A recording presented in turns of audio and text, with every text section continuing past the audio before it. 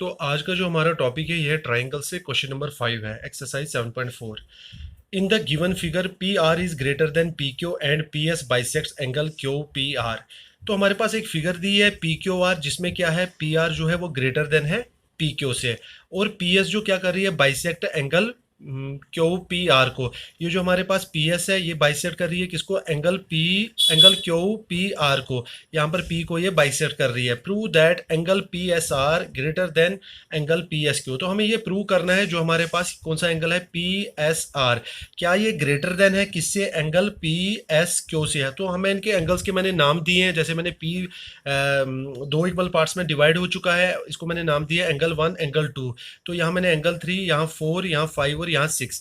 तो मैंने इस तरह से इस ट्राइंगल में एंगल्स के नाम दिए हैं। तो मुझे यहाँ पर प्रूव ये करना है जो एंगल 6 है क्या वो ग्रेटर देन है एंगल 5 से। तो सबसे पहले मैं क्या करूंगा, गिवन में मैं लिखूंगा मेरे पास एक ट्राइंगल दिया है, P Q R is a triangle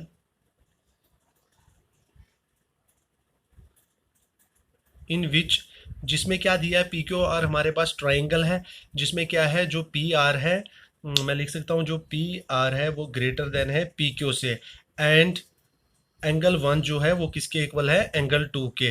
क्योंकि यहाँ पर जो ये पी एस है इसने पी को बाइसेक्ट किया है। तो टू प्रूव मुझे क्या करना है, प्रूव में हमें करना है जो एंगल पी एस आर है, ये वाला angle, angle 6, angle P S R is greater than किससे, एंगल पी एस क्यू। तो हमें ये प्रूव करना है जो एंगल 6 है क्या वो ग्रेटर है एंगल 5 से।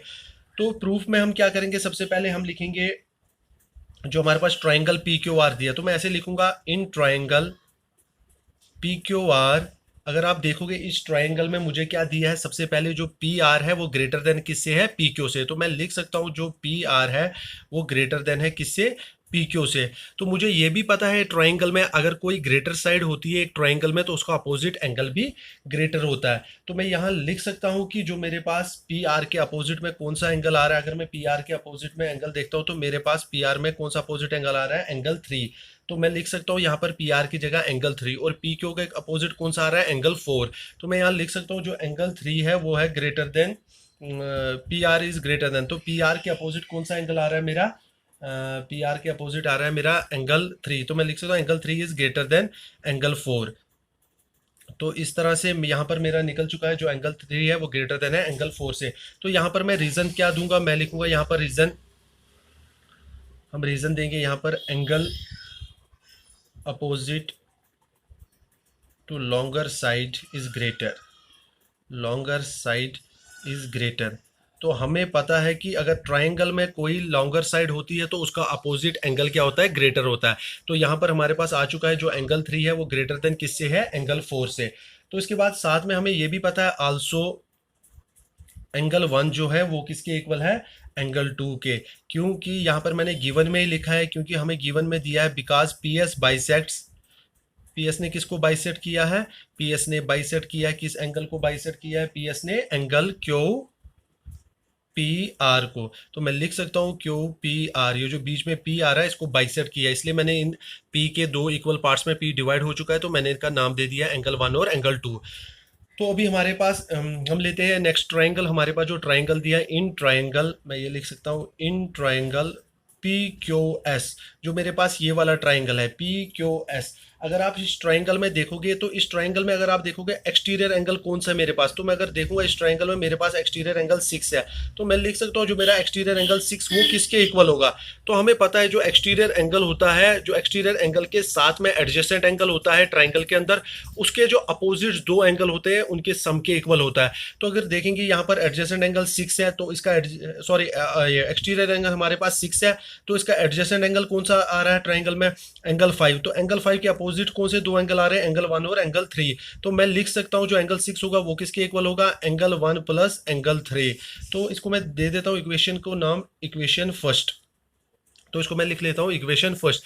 सेम मैं नेक्स्ट ट्राइंगल लेता हूं इन ट्राइंगल, कौन सा triangle, and in triangle PRS जो मेरे पास यहाँ दी है PRS, अगर आप इस ट्राइंगल में देखोगे तो इसमें एक्सटीरियर एंगल कौन सा आ रहा है, एंगल 5। तो मैं यहाँ लिख सकता हूँ एंगल 5 वो किसके इक्वल होगा, जो एक्सटीरियर एंगल के एडजस्टेड एंगल कौन सा है 6, तो 6 के अपोजिट दो एंगल कौन से आ रहे हैं, एंगल 2 और एंगल 4।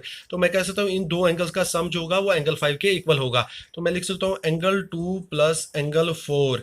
तो ये इसको मैं दे देता हूँ इक्वेशन सेकंड नाम। तो इसके बाद अगर हम देखेंगे from equation first and second, जो हमारे पास फर्स्ट एंड सेकंड है, इन दो इक्वेशन में हमें क्या मिला है, अगर हम देखेंगे जो इक्वेशन फर्स्ट है हमारे पास, उसमें हमने लिया है कि एंगल 6 जो है वो एंगल 1 प्लस एंगल 3 के इक्वल है।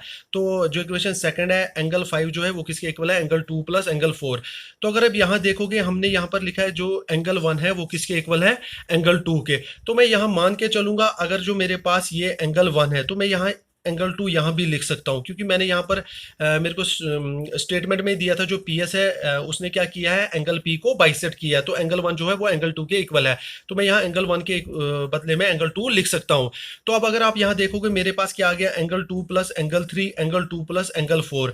तो मुझे देखना है इन दोनों में से ग्रेटर कौन है। तो शुरू में मुझे यहाँ पर अगर आप देखोगे स्टार्टिंग में हमारे पास आ गया था कि जो PR जो लाइन सेगमेंट थी ट्राइंगल में वो ग्रेटर थी PQ से, तो उनके अपोजिट एंगल भी ग्रेटर था, जैसे कि एंगल 3 जो था वो एंगल 4 से ग्रेटर देन था। तो मैं यहाँ कह सकता हूँ कि जो आपकी जो मेरी ये वाली इक्वेशन फर्स्ट है तो इसमें मेरा एंगल 3 जो है वो ग्रेटर देन है किससे, एंगल 4 से। तो मैं कह सकता हूँ जो इक्वेशन फर्स्ट है वो ग्रेटर देन किससे है, इक्वेशन सेकंड से। तो मैं ऐसे लिख सकता हूँ angle 1 plus angle 3 is greater than angle 2 plus angle 4। तो अभी आप फिगर में देखोगे एंगल 1 प्लस एंगल 3, अगर हम एंगल 1 और एंगल 3 को देखते हैं फिगर में तो हमारे पास कौन सा एक्सटीरियर एंगल आ रहा है, एंगल 1 प्लस एंगल 3। तो किस एक्सटीरियर के इक्वल आ रहे हैं, किस एक्सटीरियर एंगल के, तो एंगल 6 के। तो मैं लिख सकता हूँ यहाँ पर एंगल 6 इज ग्रेटर देन अभी एंगल 2 प्लस एंगल 4। तो वो किस दो एंगल किस एक्सटीरियर एंगल के सम है, किस एक्सटीरियर के एंगल के इक्वल आ रहे हैं। तो अगर हम देखेंगे एंगल 5 के, तो यहाँ पर मैं लिख सकता हूँ एंगल 5। तो अभी आप देखोगे मेरे पास यहाँ क्या आ चुका है, एंगल 6 जो है वो ग्रेटर देन है एंगल 5 से।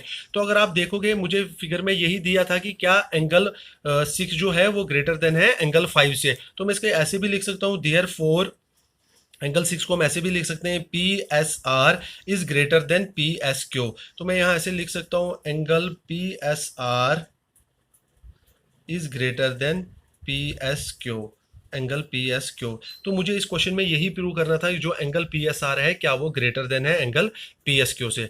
तो ये हमारा क्वेश्चन हो चुका है।